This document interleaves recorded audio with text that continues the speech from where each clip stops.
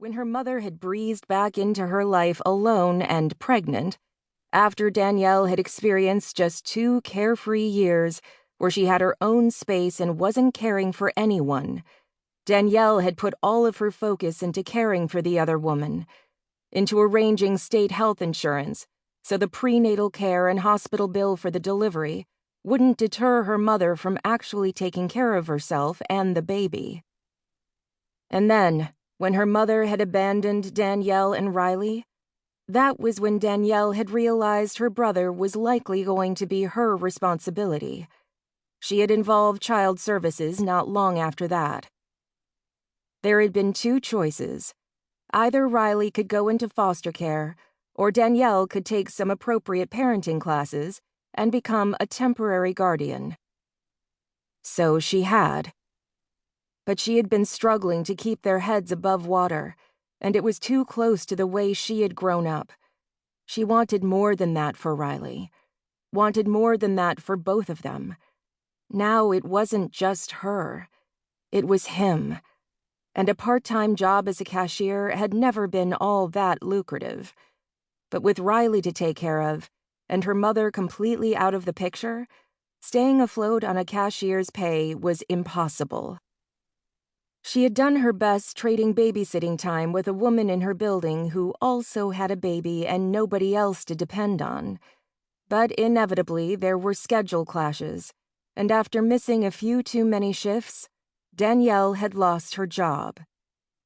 Which was when she had gotten her first warning from child services. Well, she had a job now. And apparently, a full nursery. Joshua was refreshingly nowhere to be seen, which made dealing with her new circumstances much easier. Without him looming over her, being in his house felt a lot like being in the world's fanciest vacation rental, at least the fanciest vacation rental she could imagine. She had a baby monitor in her pocket, one that would allow her to hear when Riley woke up. A baby monitor that provided her with more freedom than she'd had since Riley had been born. But, she supposed, in her old apartment, a monitor would have been a moot point, considering there wasn't anywhere she could go and not hear the baby cry. But in this massive house, having Riley take his nap in the bedroom, in the new crib, his first crib, would have meant she couldn't have also run down to the kitchen to grab snacks.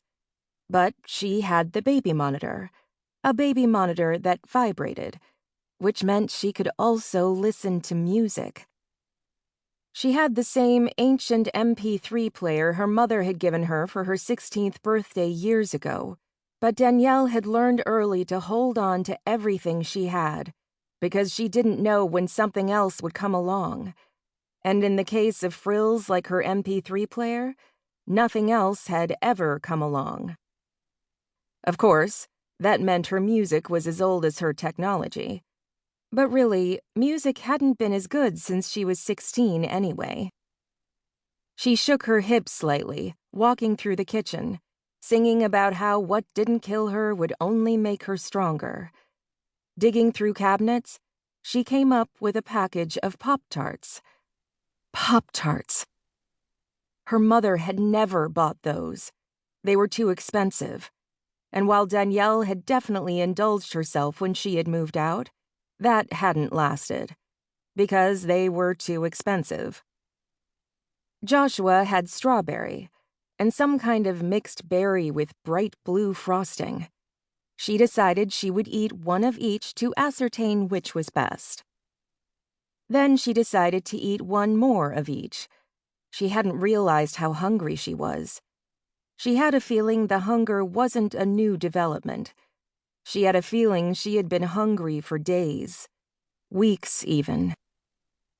Suddenly, sitting on the plush couch in his living area, shoving toaster pastries into her mouth, she felt a whole lot like crying in relief. Because she and Riley were warm. They were safe. And there was hope. Finally, an endpoint in sight to the long, slow grind of poverty she had existed in for her entire life. It seemed too good to be true, really. that she had managed to jump ahead in her life like this, that she was really managing to get herself out of that hole without prostituting herself.